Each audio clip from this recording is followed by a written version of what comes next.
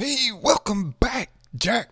Who is Jack? I don't know who Jack is. Hey, everyone, it's me, Tim Laskus, and you're listening to The Tim Laskus Show, and I'm super excited. This is episode 59. I have some great new sponsors. I'm really excited, and one that I really love is Longtail Pro. I had a website many different times for different things, and I never could get that darn search engine optimization kind of thing going. I couldn't get my website to the top. I didn't know what keywords to use that were the most profitable. Hey, no longer do you have to guess. Longtail Pro is the answer. So they will help you to improve your website ranking. And also, if you have one of those AdWord campaigns and you're trying to just kind of fix that thing so it'll be worth, you're getting a lot of bang for your buck, Longtail Pro can help. They've got several different plans. Their cheapest, $25 a month, will give you about 10,000 keyword searches, which is awesome. They have a 7-day free trial. If you don't like it, just say, this ain't for me. See ya, but I know that's not going to happen. Head on over to timlaskus.com/resources and click on Longtail Pro. That's timlaskus.com/resources and click on the Longtail Pro and go onto their website. I know they're going to help you out. You're going to enjoy it. Now, today's episode is with Trevor Oldham. Trevor's a young hustler from Cape Cod. He's always known he's going to be an entrepreneur. He is just a young hustler. He said he was selling lemonade and iced tea when he was like 2 years old in diapers on the street. No, he wasn't quite that young, but I think he said he was around 7 or something. And then he started a lawn care business. He started all kinds of stuff. But anyway, he has this newest website, and it's called Become the Lion. And it helps people to transform their mind from being average to superior. He's also a podcast host of a show called Become the Lion. He's written books, and he's even, if that wasn't enough, this guy's on fire. He is developing a podcast course. Him and I talk about the power of podcasting, and he's developing this really new course that's going to help you along the way. So be sure, sit back, enjoy. The Tim Laskus Show, in search of entrepreneurial gold. Tim digs deep into the minds of his guests. Entertaining, down to earth, and informative. Now, here's your host, Tim Laskus. Welcome, everyone. Today's featured guest is Trevor Oldham. Trevor, thanks for joining me today. Hey, Tim. Thank you for allowing me to speak with your audience today. I'm super excited to be on the show. Yeah, for sure. And you were telling me that you like to go out and play golf in the wintertime out in Massachusetts. How do you do that? Oh man, I wish it was during the wintertime, but yeah, I'm a huge golfer. It's funny, no one in my family ever really played golf except my brother. It didn't happen until my brother's best friend in high school told my brother to join the golf team. And my brother started to pick it up and he loved it, and he actually went on to play golf in college. So that was kind of just passed on down to me. And I was going into school, and, I had the choice of playing football or doing golf. And I thought, what would my 50-year-old self want to do? And I figured, hey, I could probably be playing golf, 40 years from now as compared to football where, you can see all the injuries that happen. So yeah, no, I'm a huge golfer. And the cool thing is I'm still young. So there's a course, it's called the Bay Club. And it was designed by a professional golfer named Brad Faxon. And it's like one of the nicest courses.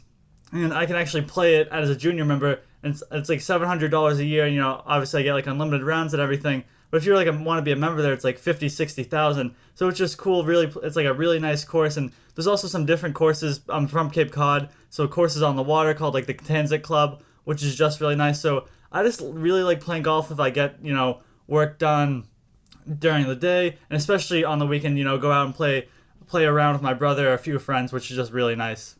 Well, you got to come down here to South Carolina around Myrtle Beach. It's like the land of 10,000 golf courses. You'll find something, even putt-putt too, but or miniature golf. I don't know. We call it putt-putt down here in South Carolina. But who's a better golfer, you or your brother? Oh, my brother's he's like a one handicap or a scratch. Yeah, he's a lot better than me. Oh man, you gotta tell him to share with you some of the tips. And why is he so good? What is it? He just got it down, huh? He was actually, I think it was 1 year when it was, mild weather. For up here, it would be like 30 degrees in the winter. And he actually went out and golfed. And I think it was either it was either Christmas Eve or the day after Christmas, so it was in December, and he was always trying to play golf. We had a hurricane coming in one year, and he was out there trying to play golf when it was like 70-mile-an-hour winds. So he was just so dedicated to it. Man, he's die hard. He's out there, wind, rain, snow, hurricanes. He don't care. He's probably got the glow in the dark light ball, the little lights in the balls. And man, that's all. You ever play a joke on him and get one of those exploding golf balls and tee it up? Say, hey, let me put this on the tee for you, and he hits it, and it's like, poof, turns into smoke or something. I haven't yet, but that's a good idea. Hey, well, we could talk all day about exploding golf balls, but that's not what we're going to do. So tell the listeners a little bit about yourself, Trevor, and professionally, and what are you currently working on? Yeah, for sure. So professionally, I am a co-founder of a company called Become the Lion, and Become the Lion is a platform, one, which we try to just motivate others. So we have a large social media following on Instagram, Facebook, and Twitter, and then we also have a blog, and it's hard to really motivate people on Instagram and Twitter. It's a little bit easier on Facebook. But what we do is through our blogs, we write articles on, mindset, personal development, dating, and then also we share different ways in which people can make an income on the side and eventually be able to grow that income into a full-time business that they'll be able to leave their job. And then I'm also the host of the podcast for Become the Lion. So I interview, different successful individuals. Normally it's entrepreneurs, but I don't like to limit it just to entrepreneurs. We've had like a Hollywood actress, Rachel Brooks Smith, and we have country music star Michael Ray coming onto the show. So that takes up a lot of my time, just interviewing, all those different successful people. And then right now what I'm doing for the company is, so right now we have 2 books out, but we realized that we need to be generating more revenue, because if we sell, 10 books a day, it's great, but we're only making, $5 in profit. So right now I'm working on creating a course for our company, and I really love podcasting. It's something that I never imagined myself doing. I can just see the benefit that podcasting has, not only for your business, but also for yourself. And I've been able to make some, really great friends from it. So right now I'm working on creating a podcast course, and I've been working on it, I think, for 2 months now. And it's like, just when I think I'm done, I have a great idea and I want to add more content to it. So that's just, really something I'm really working on right now, and I'm excited to get that out. My goal right now is to get it out by June 1st, but, I'm so excited about it, so it might not even be out until like July 1st. Well, that's exciting. It sounds like you have your hands in a lot of different stuff. I mean, you're doing all the Facebook and the Instagram and Twitter. I mean, that could take up all your time right there. And then you got this podcast going, and then developing the course. And, I agree 100% about podcasting. And, I'd published a book back in 2007, and the podcasting in just a couple of months that I've been doing it has opened more doors. It has allowed me to meet more people from, the top of the entertainment industry to professional sports and business, you name it. I've met more people and I've had more credibility as a podcaster than anything else I've done. It's just wonderful. And I think it's really the Wild West right now. Is that how you see it? Oh yeah, I think it's open because, one, I think people don't realize how beneficial it is. I think, 2, people just don't take the time to really put the effort into it. Because, as I'm sure as you know too, putting out a podcast, it isn't easy work. And I think sometimes people, there might be 10 episodes in, and they're putting in the work and they're not seeing a reward. So they give up, but they don't see, like, once you get 40, 50 interviews in, like, I know your show has done, there's just so many rewards that you get. Yeah, for sure. And if we have, I'm sure there's listeners out there thinking, yeah, I'm getting the podcast bug myself. Like, what are some maybe encouraging tips or anything you would have for someone who's out there kind of sitting on the sideline thinking, maybe I ought to throw my hat in the ring? If I was to recommend, starting a podcast, 1, I would say just to start, and then 2, just embrace the failure, because I can't tell you how many times, so many different things went wrong with our podcast. And I think people should just expect that it's going to happen. I give you examples. I know we talked before the show of Pamela not working, so I had the call recorder not working. I've had just guests not show up and not even email me back. I've had, just all these different things. I've had, Skype not working. I've had my mic not plugged in. I even had a huge interview with Mike Dillard from The Self-Made Man. He would have been the biggest person on our show at the time. Super excited. Booked him from July. I had him booked in July, did the interview in November, super excited, call recorder didn't work, haven't been able to get him back on the show. So I think there's just things that are going to go wrong, but I just want people to see this how beneficial it is, because like I said, you're gonna make friends from it, but then it just opens your door. Like I know for us at Become the Lion, we do a lot of joint ventures with the people that we have on our podcast. Like we'll do a co-webinar and then we'll help promote their product, or they'll just do a webinar and we'll take our audience and send them to that person and they'll be promoting a product. So we just drive a lot of revenue from the guests that come on our podcast, and we're benefiting each other. But for someone who's starting off, I would just say, just embrace the failure that happens and then to just start, because I think that starting is the hardest part. And believe it or not, when I was starting the podcast, I had anxiety. I had anxiety problems for a while, and I went to see a therapist. So that was just really nerve wracking for me to start a podcast. And it's like now I feel like I can talk to anyone at any time. So I think no matter what you're feeling, no matter how nervous you get, as soon as you start and you get through the first 10, 20 episodes, it just becomes so much easier from there. So don't waste your money on a therapist. Go start a podcast if you got anxiety. Exactly. And that's coming from me. I'm a clinically trained psychologist, and that's coming from me. So, but no, yeah, I couldn't agree with you more. When you talk about just start, so many people get hung up with, oh, well, I got to create the perfect show. I got to have the perfect logo. I got to have the perfect website. I got to have the perfect guest. All that perfection will just get them stuck, and 2 years will go by and they're still sitting there on their butt with no podcast. Oh, I know. Like, so we had the idea for the podcast in March, and we encountered so many different failures that we didn't even launch till November. But like once it was launched, it was just like a breath of fresh air. And then, the more times you do it, it's easier to edit the podcast. You get better as a host. So no matter how bad you think you are in the beginning, you're just always going to get better, over time. That's just for anyone. Just think about your favorite entrepreneur, your favorite business person, your favorite athlete. They just all had to start somewhere.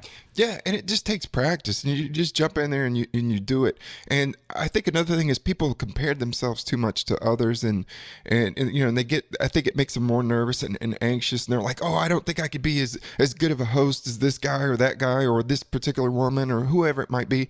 And so you just gotta be yourself and quit comparing yourself, because that will hold you back as well. And I don't know if did you ever have any issues with that, with, when you were just starting out and thinking about, oh, well, how do I sound, or what are people going to think? Was that ever in the back of your mind? Oh yeah, that was in the back of my mind for a while, because I never had anything for, being a podcast host or even doing interviews. So then it's almost scary putting yourself out there into the world in the beginning. But then over time, if you're halfway decent, you're going to get good feedback. And I just think the hardest part for me was just realizing, I'm putting myself out there, and to understand that not everyone is going to like me. There's going to be people that hate me, and there's going to be people that always like me. And I can't convert those people who hate me to like me. I should just already focus on the people that do like me and like my brand, and just cater towards them. And I compared myself in the beginning to a lot of guests and seeing these different podcasts. And I'm big in entrepreneurship, so I see all these different entrepreneur podcasts out there, and I'll want to guest from one of their show, and I'll be like, oh, how do they get that certain person?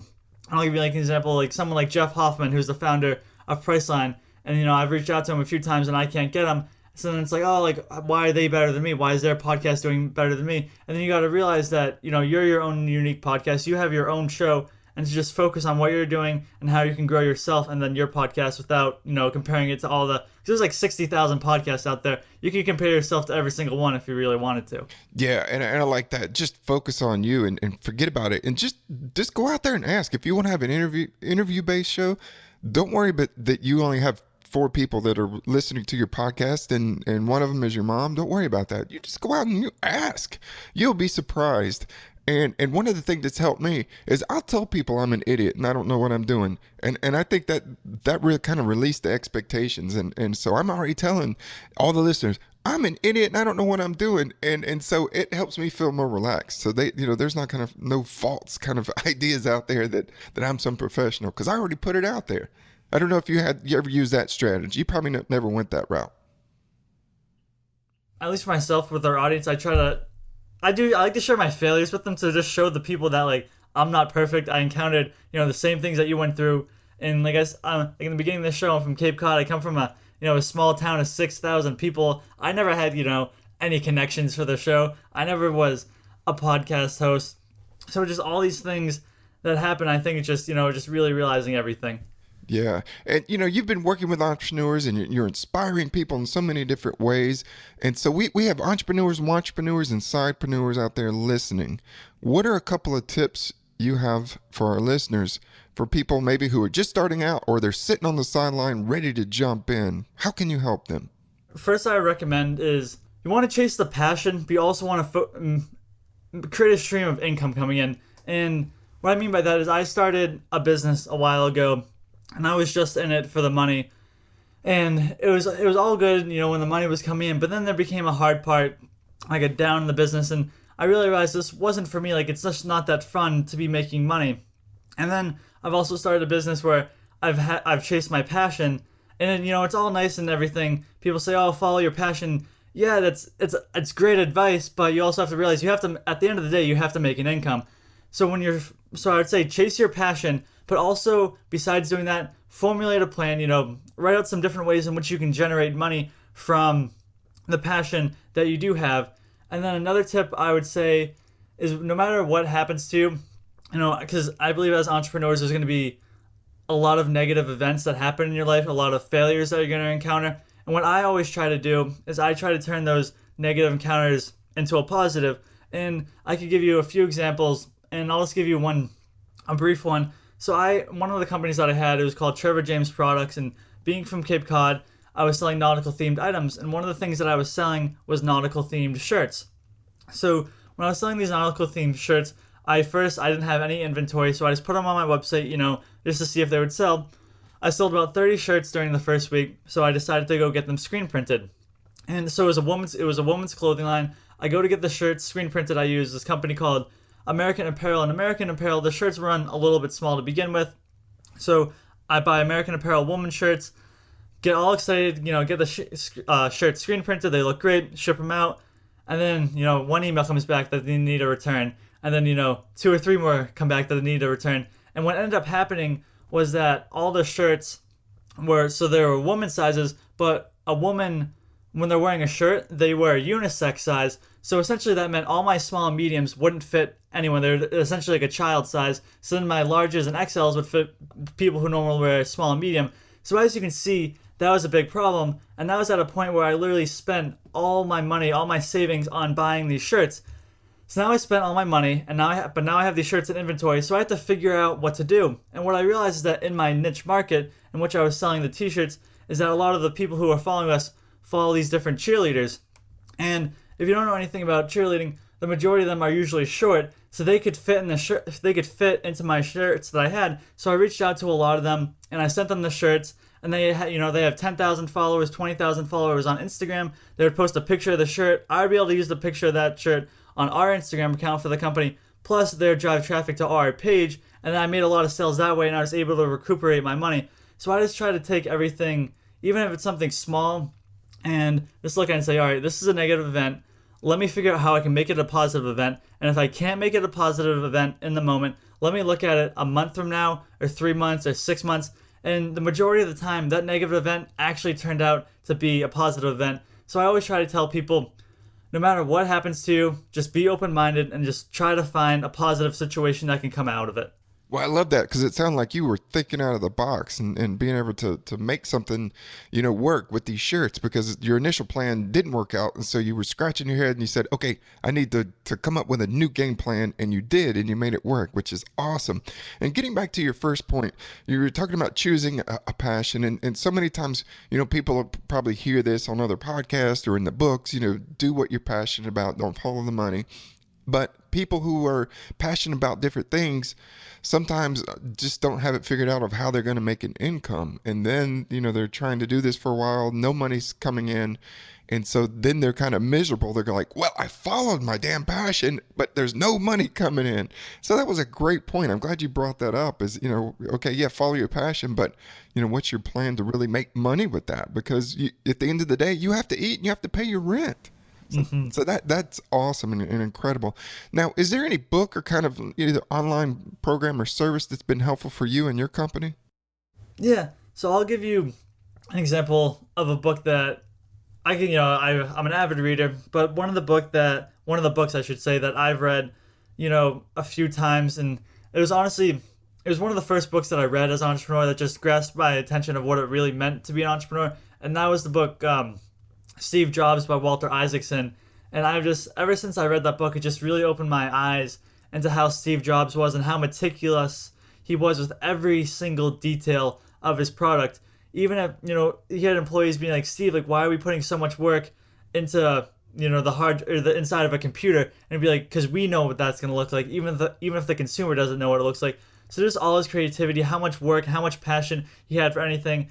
He was working with Apple and Pixar, and he just put in just so much energy.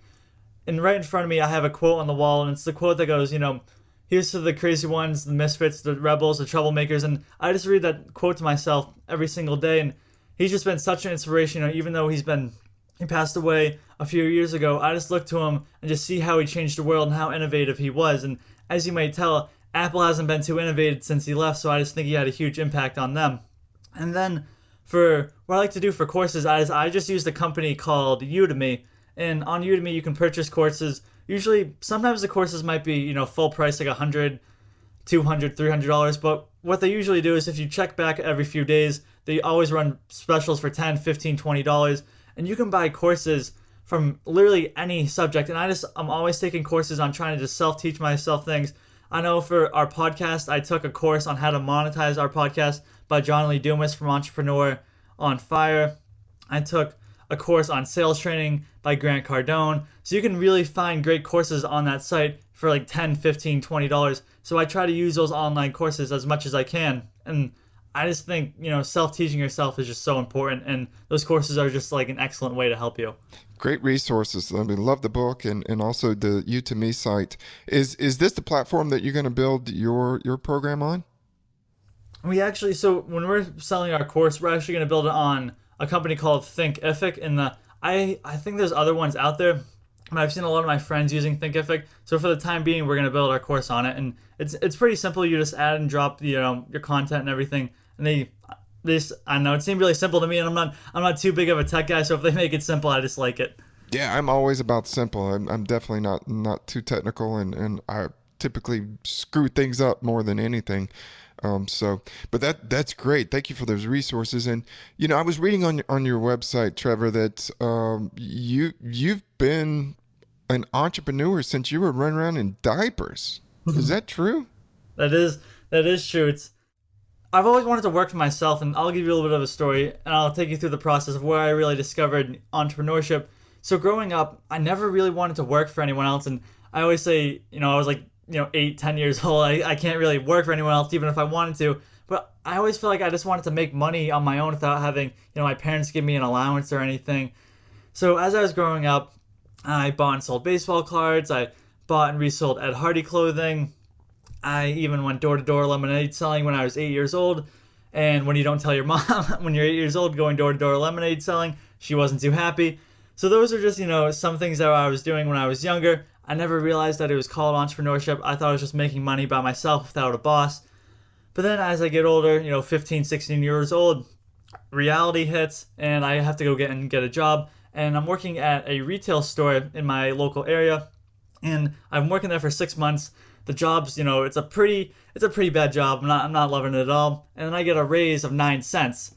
So that's how much I felt as an employee getting a 9-cent raise, working 10 hours a week. So I get an extra, not even a whole dollar in my pay. So at that point I was like, all right, I got to figure something else out. So I ended up just leaving the company. I had enough money saved up. Obviously I didn't have a lot of expenses. I was just a senior in high school. So I watched the movie The Wolf of Wall Street, and I loved Jordan Belfort, the lifestyle that he lived. Maybe not, the Quaaludes and all that stuff, but, just the way, he was living in a wealthy lifestyle. It opened my eyes to, the possibilities of what it's like better than the middle class. So I went out and I bought books on investing. I have already read books on investing by Warren Buffett and Peter Lynch, who ran the Magellan Fund at Fidelity. And my dad was a stockbroker at some point, so I had some background on investing. But what I quickly realized is that when you're trying to make a lot of money and investing, you need time and you need money. I had time, but I didn't necessarily have the money. So, I still invest. I still have my, IRA and everything. But what I realized is there's got to be a different way. And I ended up buying a book, and it was the differences between the middle and the upper class. And one of the things that I'd said in the book was to start a business. And I was like, oh, that's cool. Like, I tried to do these, little businesses when I was younger. So I found this site called Alibaba. And on Alibaba, it's a wholesaler from China. So I went on, I bought 50 phone cases. It was like $83, $84. Got all excited, went home, tried to sell them on eBay. They started to sell. Quickly find out that when you buy name brand products from China, odds are they're going to be knockoffs. They were knockoffs, so I had to eat all that profit. Not even my friends and family would buy them. They're still just buried away in my closet. So I was like, all right, I can't buy name brand products. So I still went back on Alibaba and AliExpress, which is another company. In Alibaba, you buy in quantities of like 50 to 100. In AliExpress, you can just buy literally like one item. So I started going on AliExpress, and being from Cape Cod, I saw nautical themed bracelets and watches. So I bought those and I started to sell those. But I did that company for about a year and a half, and it was making good money, but I just really wasn't into it. The primary purpose of the company was just making money, and I just didn't like it that much. But I was at school last year, my freshman year of college, and I was running the company Trevor James Products, and I realized that there wasn't a lot of kids out there who really wanted to start a company. So I thought, I want to be the inspiration to show others that you can start a company no matter what age you are. So I had a company which I now run with my co-founder called Become the Lion. So then we started Become the Lion in January, and then that just been a whole different world on itself. So that's a little bit about how I got started as an entrepreneur. Wow, that's quite a story. I mean, I can kind of really see the transition that you made through, all those different stages, and that's exciting. Now, let's move on into the dig round, Trevor, and I want to ask you a couple of quick questions, and you can give me some quick answers. What keeps you motivated daily? What keeps me motivated is being able to impact others, and then also the feedback that I get from others, the messages on Facebook, email just saying how much my brand is helping them. Now that's really the true that's really the meat of everything that you do, it sounds like, and giving back and serving. And when they're giving you those messages in return that you are helping them, that's got to really make you feel good. Oh yeah, no, it just makes me feel like the work I'm doing is actually, just impacting people. And it's just one of the greatest feelings I think I've ever had. Yeah. Now, who do you, and I probably can guess what your answer is going to be because you mentioned someone earlier, but I'll ask you anyway, who do you look up as a business leader today who's still around? So, I'm glad you asked still around. Yeah. So, I got to go with the first entrepreneur that I really discovered in Dale Partridge. And I discovered Dale Partridge's website. It's called startupcamp.com. And I just like about him, he's about making money, but he's also about having a family life. And he was just the first entrepreneur who I discovered, and he was the first, actually, when I was listening to podcasts, I listened to all his different podcasts, so he was one of the first people that got me really interested in entrepreneurship, so I just always have to say him. All right. Now, you have to choose between street smarts and book smarts. Which one are you going to choose? Oh man, I would choose street smarts every single day. I mean, being in school myself, I just took a marketing class, and probably 99% of what I learned in that marketing class is not applicable to today's marketing because the teacher was like 60 years old and just not in tune with the online marketing and the changing landscape. So I always have to just go with street smarts.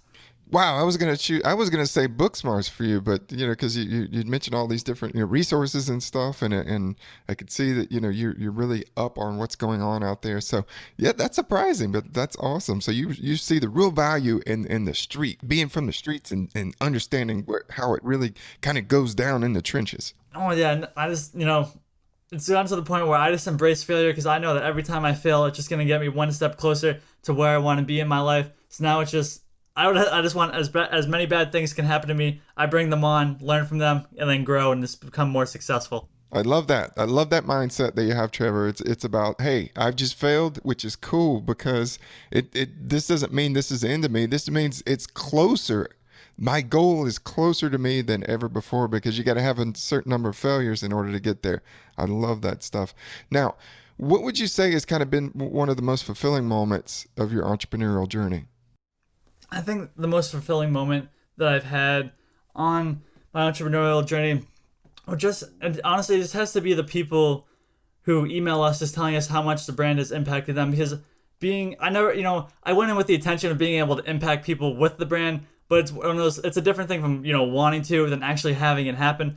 So just, getting all the different messages from people saying how much they like the brand. And honestly, I get a lot of messages from people who listen to our podcast, and it's just, I never saw myself as a podcast host, so it's just really cool to me to just see people who message us telling me how much they like our podcast, because I just never expected that.